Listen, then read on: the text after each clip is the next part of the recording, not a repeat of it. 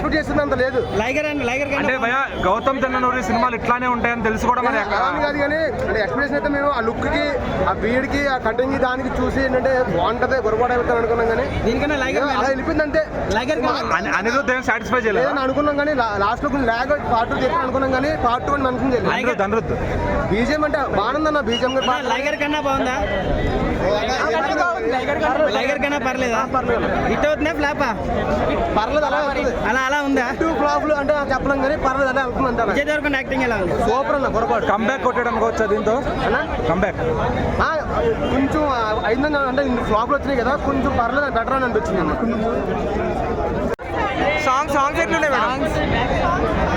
Movie కొంచెం log ఉంది అంటున్నారు కదా. విజయ్ దేవరకొండ కంబ్యాక్ కొట్టారా? విజయ్ దేవరకొండ కంబ్యాక్ ఇచ్చారంటారా? Anirudh background score Anirudh background score ఎట్లా ఉంది?